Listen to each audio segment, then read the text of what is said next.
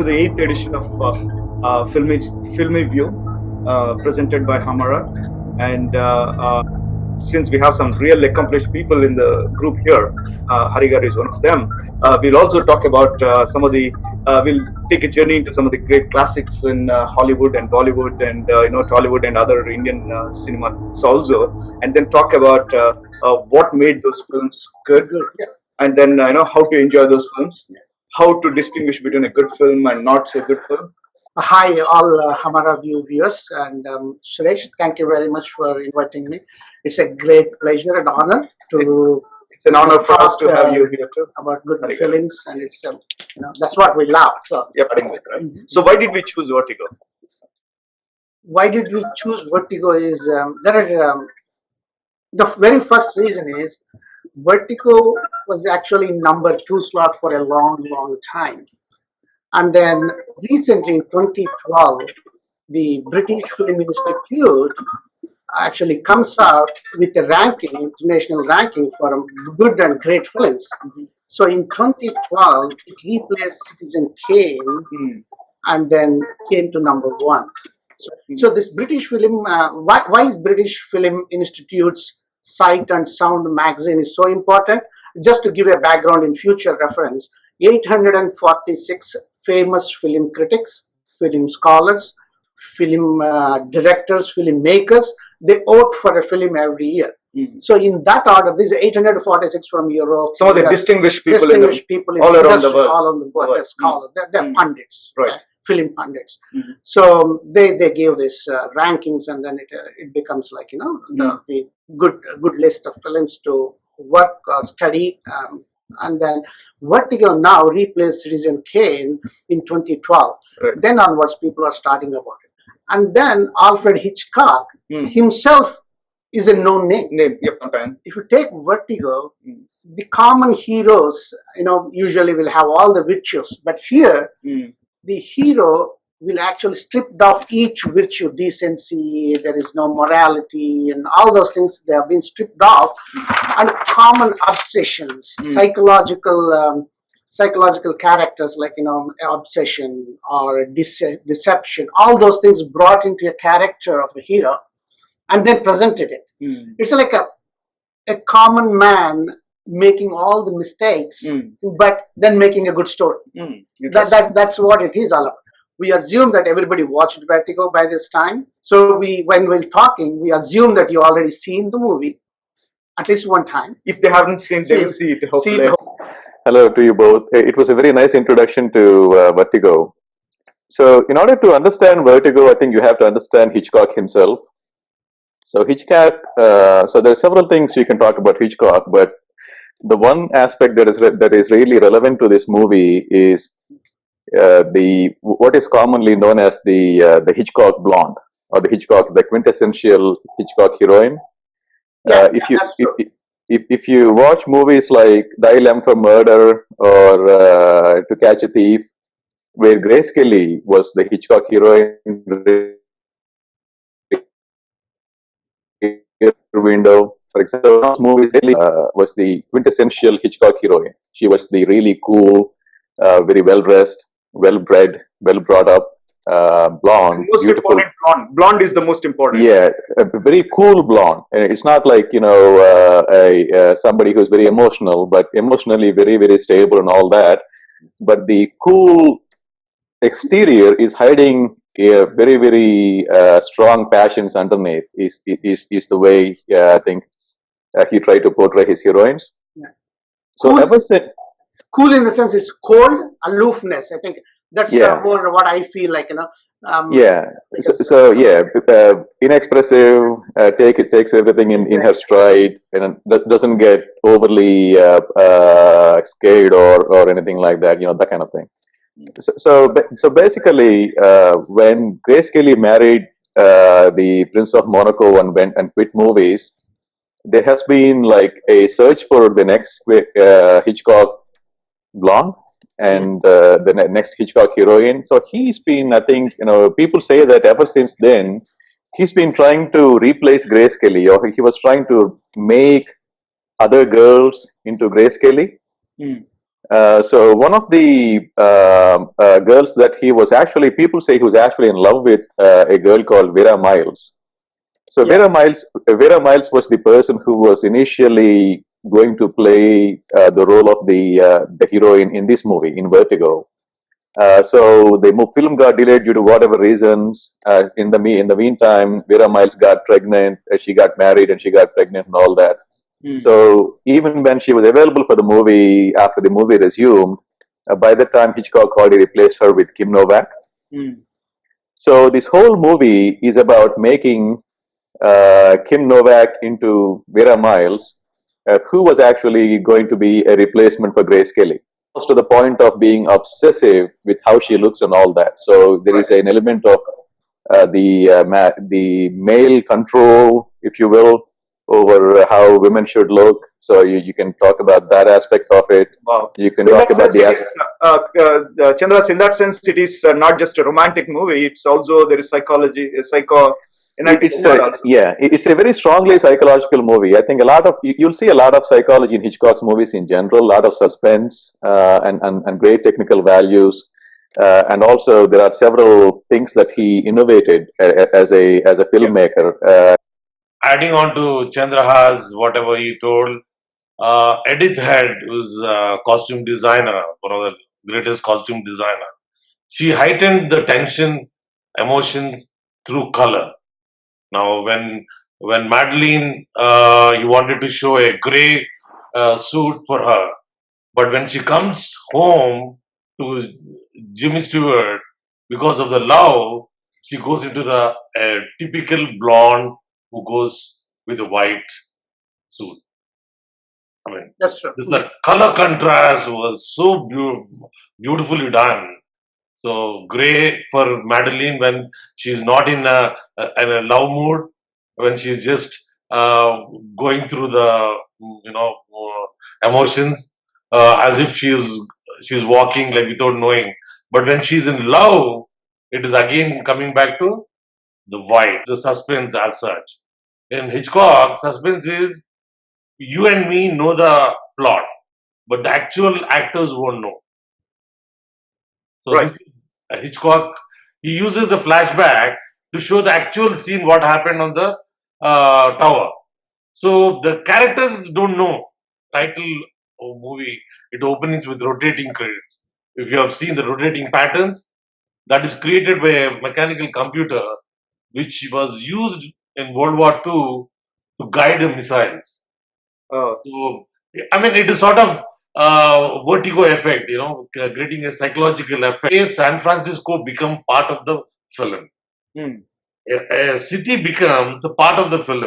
Like Dirty Harry became, for Dirty Harry, San Francisco again became part of the film. Like Dobiza Zameen became Calcutta. So the first point is a plot and story, right? In any film, the plot is having gaping holes. Even in one of the major interviews, Hitchcock agrees on that. See, example, the beginning shot itself, how he was saved. Good point. Nobody says, Yeah. right? And then Hitchcock is very mad about another thing, like what happens? How you know that Gavin knows that he's not climbing up? Second time he climbs up. Why do you assume that first time he's not climbed up? Who is stopping him? Really, he tries. He is a real good cop. He will try to. He's a hero. He has to surmount the obstacles. He would have found some way to do it. Some way to do it, right? And he's a cop. Plot is scrappy plot. Okay. With big holes. Okay. Like as a film. But even then, it's a great film. Why? Right. That's what we're going to talk. There is some analysis. The length of each shot is in Vertigo, it's 6.7 seconds. That is like 100% more than current shots. It's like a 2 seconds, 3 seconds is the Coen brothers or today's masters like Matt Scorsese or Coen brothers or Spielberg. 2-3 seconds is a maximum shot. There are some big shots, and even then it's a great movie because the storyline. It is not the story on the higher level, on the outer level, but it is the underneath it. the layered story underneath it. That's what it makes, and then how it is projected. So coming back, the he's circularly not remaining all is jumping. He's losing control, vertigo, and all nothing. He is obsessed. It's a male-dominated psychology. The director is presenting it how it won't change. It's even ages. We want women to be involved. The first point, your first defense is that it's a complicated, unraveling story. The way the layers of the story is revealed is your first reason why it is great story, great film. Just like any abstract paint, some of the greatest abstract arts and all. That's why the more you see it, the more you're going to enjoy it. Hitchcock is the one who brought up this point. Suspense is actually characters doesn't know, but you know what is going on, so that you know how it is going to end up. Right. This is one way, if we think about it in current terms, it's a participative cinema. Right. You are participating in the cinema. For Midge Wood, he was actually his friend, childhood friend. Still a friend, but at some point they were also engaged with the fiance. And then there's one scene where, she realizes that he was obsessed with that Carlotte Wallace. So she thinks that she would pose like Carlotte, and then that would persuade him to start loving her. Is that what the idea was? Yeah. See, actually, that character is having a subtle meaning he's conveying. When I said that story, underlining story, we were engaged only for 3 weeks. Right. Think if we take that line, the backstory would have been he's obsessive like this way only. He might have insisted. The Midge Wood also said, this is actually underlining my point. He's not this obsession not happened within this time frame. Scotty is like that. That is his nature. I see. So Midge Wood, that's why he pulled back. Hey, I'm obsessed, and you aroused by a blonde, aloof girl in that medieval old-time dresses. I can be like that for you. She draws herself there. Herself, say, I can dress for like, just love me, you know. She's craving another aspect of why she's obsessed with him, but she cannot fully give it to her because of her nature. This is what they struggle, right? Wow. Then why Madeline can do that? Knows exactly what this guy wants. So he makes Madeline. Even for that, the great shot in that movie, very first one, seeing that they go to the to that ball, right? They go to the restaurant, and if you see the camera movement, it actually camera becomes one as cut. Even by that time, the over-the-shoulder shot has been very popular. Hitchcock doesn't show that. Hitchcock now shows the director's greatness in that the camera becomes the eye, the voyeur eye of Scotty becomes you, the viewer, and then we are becoming one and watching the beautiful, aloof, blonde, my obsession in front of me. But she is acting. She knows. She knows exactly what this guy wants. Because Gavin trained. For that, you should go back to the reference on the second time on the belt. There was an objection for that because Gavin should not go scot-free by committing a murder. I think initial certification board, I think some board at those days, they have not given. European board didn't give it.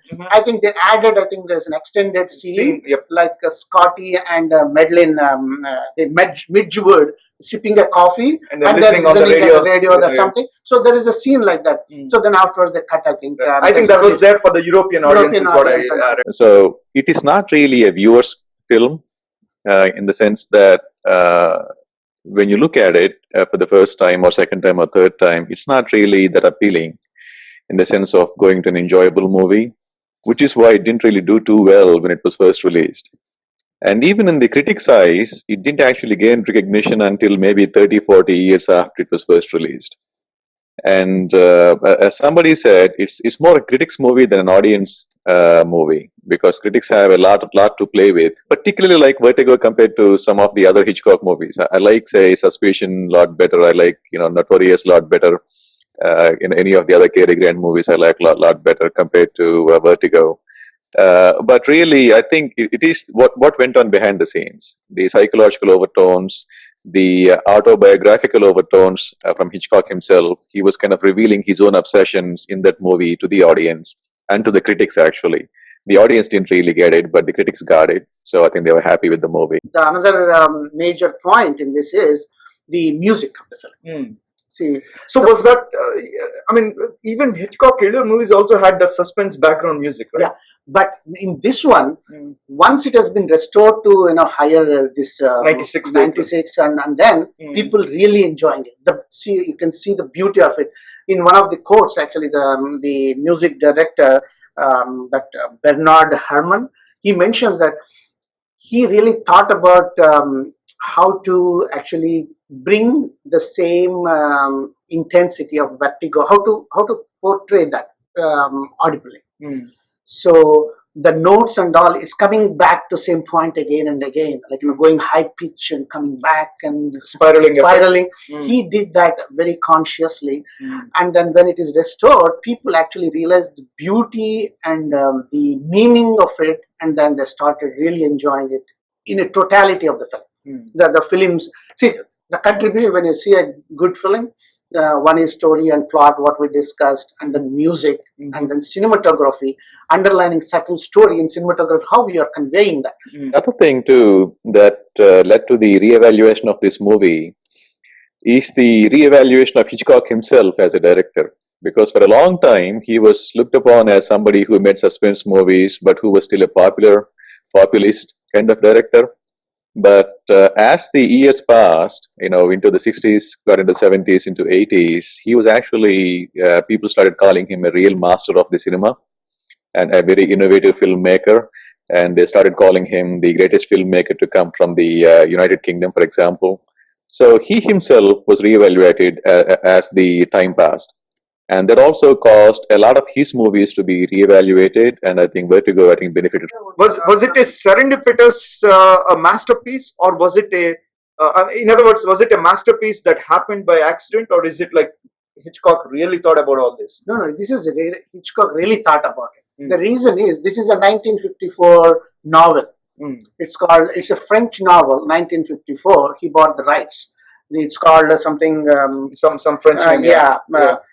D'entre les morts, the living and the dead. You see, and he actually drafted. I think he got 3 drafts of screenplays. He meticulously followed each and everything in this, and the third one he agreed. With the third group, and so it is everything. That's why he was very mad when it was not received properly well, and then few of the 4 films actually he withdrew from the circulation. Why it hasn't been circulated for a long time, not restored as a great film. So Vertigo is one of that. So he kept his rights with him. He never given for a second release or second showing, and then he actually only whatever is there in the first time, it was there, not restored, it was destroyed, it was mutilated, and all. Now actually in 1978 or 80s or something, he has given it back, and he means I don't know, he or his other people had. In 1950s, the cashiers du cinéma, the French critics like Francois Truffaut, Godard, all of them, they started liking Hitchcock, and they started interviewing him, and they brought out a seminal book on Hitchcock, and all his films were discussed at length, and it was one book which made Hitchcock again famous. Because Francois Truffaut was really fell in love with Hitchcock films, and that book I read it in 1980. That was a fantastic book. And the second thing I wanted to comment was when the film was released, there was no chance of seeing it second time, third time. I believe it was taken out of the theaters within 2 weeks or 1 week. So people didn't have chance to see a second time. That was one of the reasons which people could not see second time to understand the film better, because it was released for a week and then out of the theaters. And the second important thing is Jimmy Stewart was not your typical lover boy. He was 50 years age, and Kim Novak was looking like his daughter in the film. So these 2 things really, if Jimmy Stewart was 10 years younger, I think Vertigo would have been a big hit. But Ravinder, The obsession comes there only. Yes, yes. I was about to tell you. Obsession comes to you only when you are older. Old guy obsessed with Uh, young, beautiful, aloof girl. Hari, you didn't say the obsession of Judy. No. You missed that obsession of Judy. See, Judy, when she was all along, she was fine. She was acting very, very fine. But her obsession of going back to Madeline, to dress up as a Madeline, because Jimmy Stewart loved her as a Madeline, not as Judy.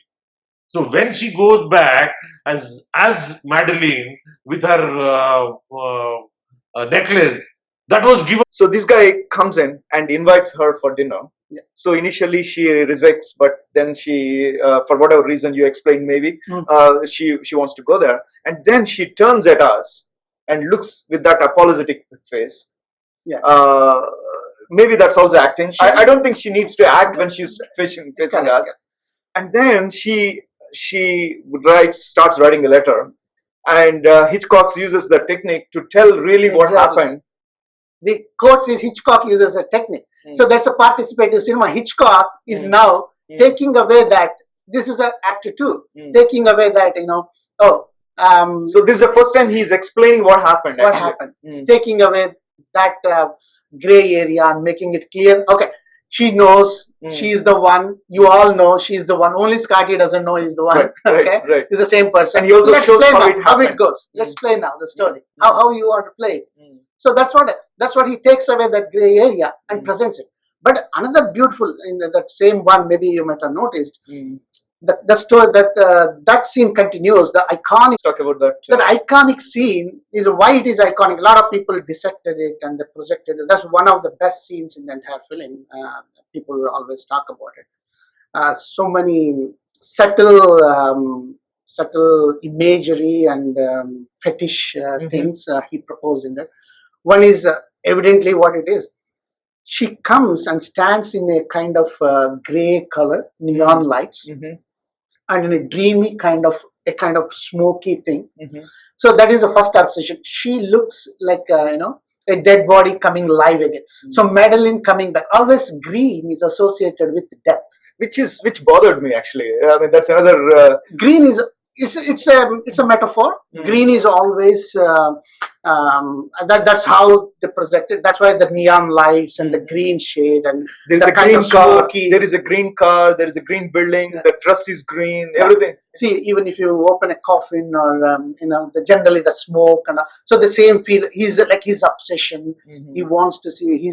Even she's dead, Madeline. He wants to make love with her. That's how she wants everybody to look like Madeline. That's how obsessed. It's not Madeline, that kind of personality of a woman. So he met. So that is one thing. And then second thing is when they come together and she looks for his acceptance, and then he's really happy about the way she transformed, becoming his Madeline, and he kisses her. When they're kissing slowly, in the mind, what is happening? How to show it, right? He goes back to that. The bell tower and the very first kiss they had. If you notice that it becomes blue. Blue is always a dreamy kind of situation. I see. And then changes the scenario. That's actually playing in his mind. The 360 degrees camera angle when you're rotating it. Then that's what happens, right? And then this one, and then coming back to reality, and then accepting her. Okay, now you are mine. So what is it about red color? There's red color a lot of times. Yeah, red color. You all know. Red color is too arousing, sexual, erotic, and rage. The beauty of this movie is we can see it here. We have two people who saw the same scene, exactly the same scene, who saw it in a completely different way. My point of view is the Judy was acting along, and she was till some time she was still not sure whether she would like him or not, whether Jimmy Stewart will like her or not. But at one point of time, when she was writing the letter, it was very clear that she didn't want to post the letter.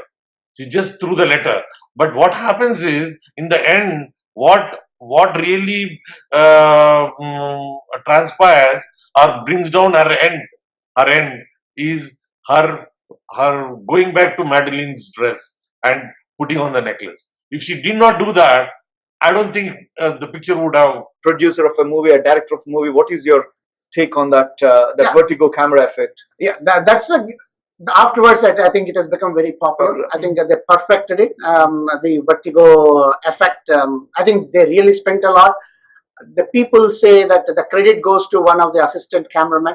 It is actually they call right now. Most of the, in general terms, called vertigo shot or trombone shot. Trombone shot. Trombone shot, like Dolly shot, they call it. yeah, you put you're actually zooming in and then actually at the same time pulling back gives you. I think they created a kind of scaled version of the tower in that those days, and then they used that to get the. Otherwise, how to explain that that Your fight. abyss situation? So how there is no end here. Also, that's I call the way they conveyed it. The last scene after Judy fell from the tower, he stands there looking at down, right? So there is no end for him. But his obsession now, still obsession. It is an endless abyss for him, always. Right? Okay. It's not beginning or there is no end for his obsession. It continues with him. We, as a story, we took this part and there are two players and then everything happened. I see. Tomorrow you can see another girl or something happens. Wow. We go, You know what, the way I looked at it is, I thought he finally beat his vertigo problem. No, vertigo problem is only external. His obsession. His obsession is the one. He can beat vertigo. I see. But obsession, having a girl like this, so aloof, so beauty, away from, and then now smiling and no emotion. So you're almost saying that I need to watch it a couple of times more again now. Between all of us, I think we have covered it pretty well. So hopefully, whoever is watching, they'll be interested enough. Hopefully, we haven't bored everyone who's watching. And hopefully, they hopefully we just touched the tip of it, I think, right? Yeah, hopefully we just generate some interest for people to go and watch the movie if they haven't watched it and develop an appreciation of classic Hollywood. Correct. Yeah. So how to appreciate good films. That's what the objective of.